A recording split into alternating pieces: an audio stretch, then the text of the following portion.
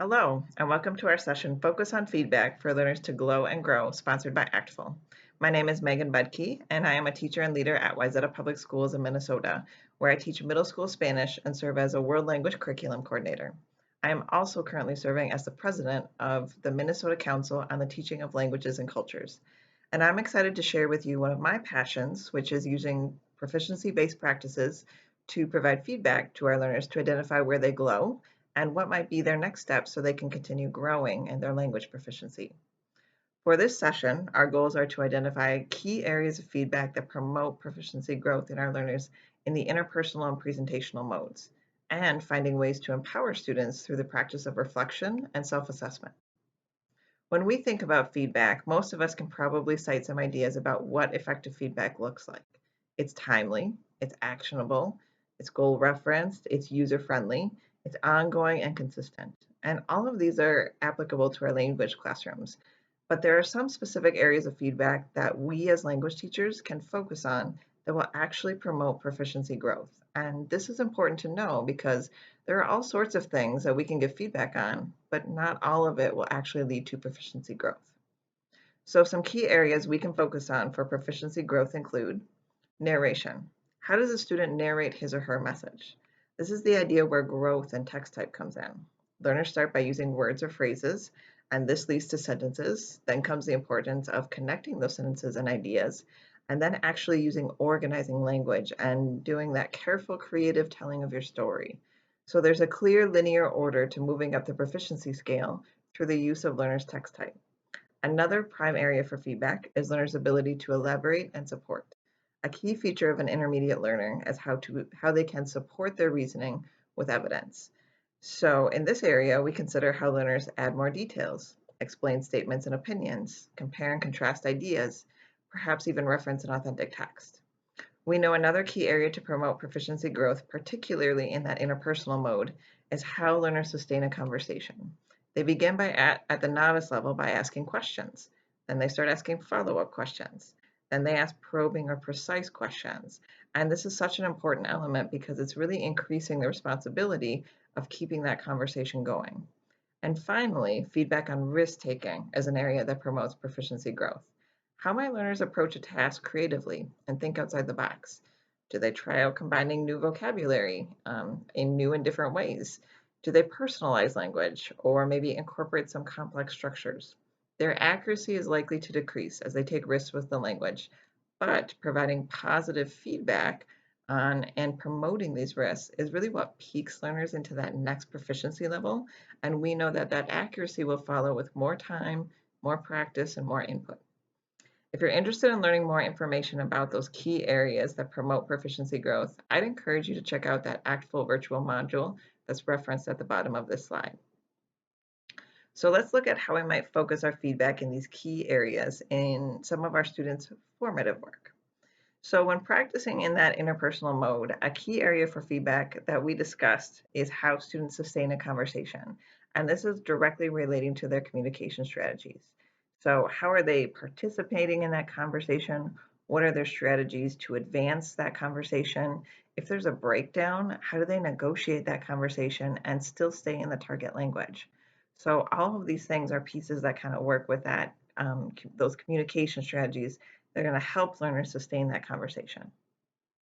I find that using the rubrics in the ACTFL book Implementing Integrated Performance Assessments are perfect for setting expectations and providing focused feedback because they work for any interpersonal activity. They are based on the ACTFL proficiency guidelines and they provide clear expectations for each level of performance. So at the novice level, I'm teaching students really to ask formulaic questions, those basic, very memorized questions that we practice in class. But I'm also guiding them towards that intermediate level by encouraging them to use appropriate questions. Those are those original student-created questions that demonstrate a student listened to their partner and followed up on an idea. So during a unit, I plan multiple formative interpersonal tasks that are going to lead students to success on the assessment. So here you can see an example where you see my learning targets on the side and this great authentic text about juices that we would have already done some interpretive work with so students have gained an understanding of that text. And I have students use that same text to interview their partner and find out what their preferred juice would be out of these choices. And we start by using just the simple question frame, ¿Qué prefieres?, which means, what do you prefer? So I let students just try out the task once with a partner, and they use this question frame. They interview their partners. They might cross out the different juices until they ultimately find the one their partner would prefer. And then we reflect on the activity and we discuss what were some of our best questions we used and why were they good ones? Might there be an order to ask our questions in? And which questions would be better to ask first or at the beginning of the task? And students will share ideas like maybe instead of asking about random foods, you could ask about some of the more popular ingredients first, and that'll help narrow your choices. Asking the question, do you prefer fruits or vegetables, is a great starting question because it's a broad question and it helps narrow those choices. So then we do round 2 of this task and they get a new partner and they try out some of these ideas we discuss. Then we pause and we consider what might be some other questions we could use for this task. And we'll brainstorm first with our partners, then they'll share out their ideas with the class, and I'll write a whole list of questions that they brainstormed on the board. And we'll do round 3, and we'll try out the same task, new partner, but now they can use any question they want to accomplish the task. And then we're going to pause one more time, and we're going to think about those expectations. How might we demonstrate we're listening to our partners and ask follow-up questions on their responses so we're moving towards that intermediate level, towards exceeds expectations on the rubric?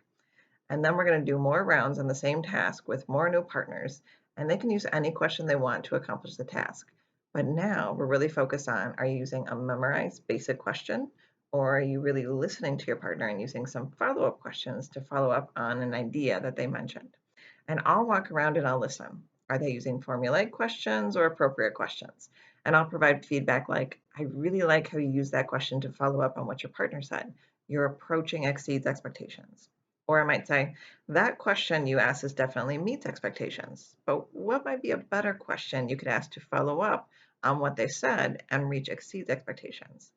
So through this activity, I've scaffolded not only the task, but their thinking. And I let them try things out and I lead them up to using appropriate questions, aiming towards that intermediate level, and then notice the type of feedback I'm giving. It's effective because it's timely, it's happening immediately, it's actionable. Students can immediately adjust the questions that they're asking as I give them feedback. It's goal referenced. I'm focusing on the expectations for communication strategies. And it's consistent because I'm keeping my feedback based on that rubric. I'm focusing my feedback on their use of questions to sustain that conversation during this task, which is that one of those key areas that promotes proficiency growth. Once we're done, another powerful way to focus on feedback is through student self-reflection. This empowers our students to take responsibility for their own feedback, but it also helps them fully understand the rubric and the expectations. So I might guide their reflection using a few questions like you see here. And with these questions, I'm guiding students' thinking and how they would evaluate themselves. So they might take a few minutes to reflect on the type of questions they use, and they could write them down on a piece of paper for an exit slip. You could have them submit via Google form if you wanted to collect their answers digitally. You can even have them do a turn and talk with a partner and just verbally reflect. And once they've reflected, now they're ready to self-assess themselves using the rubric. And this is an important last step. If you've looked at any of the research done by John Hattie on what factors have the most influence on student achievement, self-reported grades comes out at the top. So learners are most accurate when they predict how they will perform. And I found that it's been really effective to combine reflection, where I guide students' thinking using a few targeted questions, with self-assessment so they can really make informed, intentional choices when evaluating themselves. So here, learners can circle the level they think they are, or maybe select it digitally, and they've got evidence for their reasoning through the reflection with those 2 questions that we saw on the previous slide. So now let's dig into the presentational mode and how we might focus our feedback there. One of the areas that is assessed in this mode on the performance rubric is text type, so addressing that quantity and quality of language. And this is an area we want to provide feedback because it relates to narration, which is one of those key areas that promotes proficiency growth. So if we look at the intermediate indicators for text type, we see students move from using simple sentences to some strings of sentences, to using strings of sentences more consistently, and then they start adding complex sentences, which are defined as dependent clauses. So these are your sentences in which a part of the sentence has all the elements of a sentence, like a subject and a verb, but it can't stand alone. So it's clauses like when I was younger, or as long as the water is running. Then as you approach towards that intermediate high level, you're going to start to see mostly connected sentences and some paragraph-like discourse, but it's not going to be sustained throughout the whole task. And finally, when they start moving into that advanced level, now they're having mostly connected sentences and students can consistently complete the task using paragraph-like discourse. So let's imagine we're working at that intermediate level and students are given the formative task of persuading their audience which of these beverages, all of which are normally sold outside of the US, would best sell in the United States. And so students might have done some interpretive work reading about these beverages. They might have done some interpersonal work, maybe discussing the beverages in small groups to determine which beverage they think would sell best. And now they're ready to write a persuasive argument, stating which beverage they think will sell best in our country and support their reasoning with evidence from the text, knowledge of their world, maybe even some personal experiences. And as they're writing, if we want them to use mostly connected sentences and paragraph-length discourse, we might provide maybe some graphic organizers to help brainstorm their ideas and organize their thoughts. We also better provide them transitional words. And I love this sheet from Amy Leonard. It's in Spanish, but it can be adapted for any language. And this is something you can print off and have students keep a copy in their binder so they can refer to it with each presentational task, or they can download a digital copy. And it's important to highlight which sections on the sheet actually are going to help students achieve their desired proficiency expectations. So just like I've done here, you might point out sections that will lead them to use strings of sentences or sections that are going to lead them to use complex sentences. So students can use the sheet to write with a variety of transitional words, and we can really hone in on the words that are going to lead to those complex, high-level sentences that are going to get them to that intermediate level of writing. Once they've completed their writing, we can give them some time to reflect on their work and provide feedback. If I'm focusing my feedback on text type, I might have them reflect on it by actually marking what they can do right in their writing. So they could highlight all the transitional words they used, and they could maybe add some symbols to it. Squares around transitional words that lead to strings of sentences, circles around words that maybe are leading to more complex sentences. They could put brackets around areas that are paragraph length, and you can kind of guide their thinking about what makes a good paragraph, like I've done here. And what I love about reflections like this is that if students don't have some of these elements, you get to just encourage them to make those needed changes as they complete the reflection. So through their reflection, I'm guiding their thinking. They may be making changes or adjustments to meet expectations, and they are gaining a better understanding of the rubric and the expectations of their proficiency level. And as they are marking up their work and reflecting, I'm walking around and I can visually see their connectors and anywhere they think they're hitting paragraph length just by looking for those highlights and brackets. So I can provide feedback like, wow, I see that you used a lot of transitional words that are leading to complex sentences.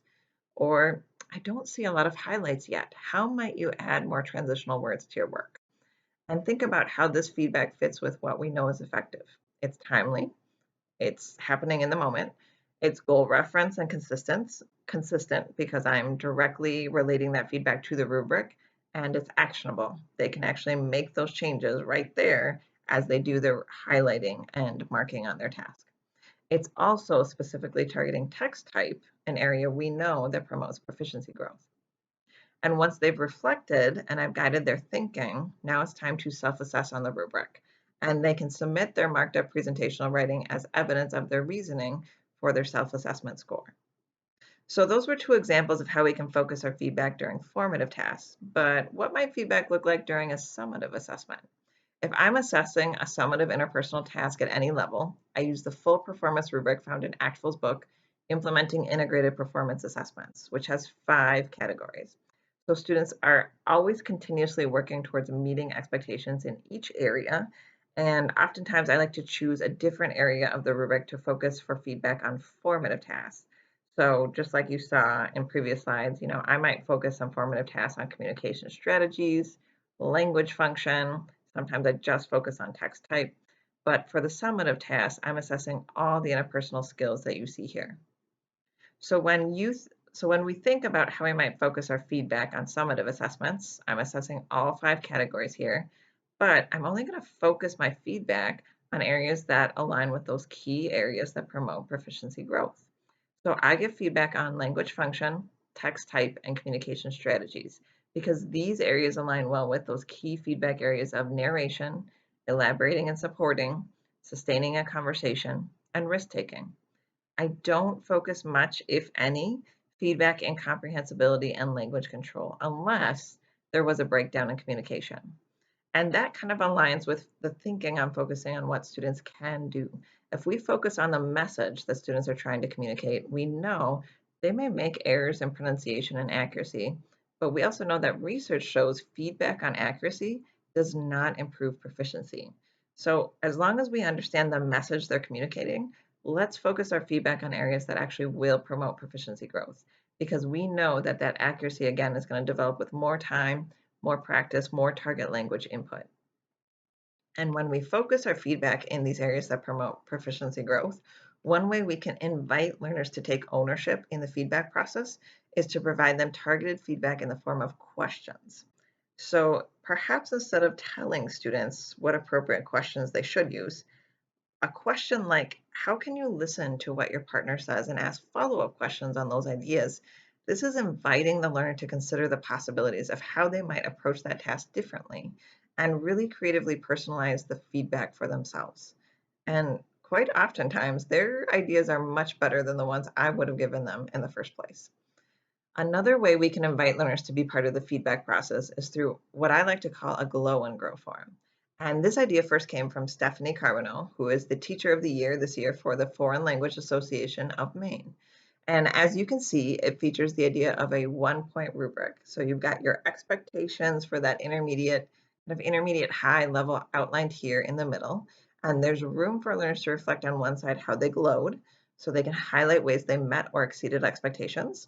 And then on the other side, there's an area for reflecting how they can grow in each of those areas. And you might notice also, once again, I'm only having them reflect on those areas that promote proficiency growth. So in this case, language function, text type, and impact. And oftentimes on the back of this very same document, I have this list of glow and grow ideas that learners can reference while they are reflecting. So again, I'm providing my learners some ideas to guide their thinking during reflection. And you'll notice that all of the ideas here are in the form of questions, because I'm inviting learners to personalize their reflections and really take ownership on how they accomplish the task and maybe consider what they might do differently in the future. So these glow and grow forms can be used at any proficiency level, any interpersonal or presentational task, and they can be used for formative or summative work. And one of the ways I like to use them is after a summative presentational task to provide some guided student reflection and self-assessment. So after students complete their summative presentational task, the next day I have students come in, get a copy of their work, and they begin marking what they can do on their work in 3 different ways. I have them circle their language creations in one color, put parentheses around any strings of sentences in another color, and underline rich details in a third color. And they do that as their first step to complete their glow and grow, which is going to be their second step. Because now, as they complete their glow and grow, they can visually see from their own markings all the elements that they are reflecting on. So when they need to reflect on their impact and their use of rich details, they can visually see all those rich details they underlined in their work. So this particular student was able to say, yes, I used many rich details to maintain the attention of my reader. But the same student was also able to reflect on the fact that maybe their organization could be improved upon, something they might have noticed as they were rereading and marking their work. So students mark their work, they reflect using their glow and grow form, and now they're ready for their last step, which is to self-assess on the rubric. And they can make much more informed, intentional choices for that self-assessment because they did all this great reflection work prior to that last step. So this student has self-assessed by circling what they think is their level of performance in orange. And as the teacher, I've added my assessment of their work here in purple, right on top of where the students mark. And for feedback, I only really need to provide feedback on areas where we're not aligned. Because if we are aligned, then I know that we both understand the expectations, we're evaluating the same, we know where they've met or exceeded those expectations, and the clarity is there. It's where we're not aligned that I really want to dig in and see, okay, where did the misunderstanding happen? What part of the expectations can I maybe clarify a little bit better for that learner so they can get to that level the next time?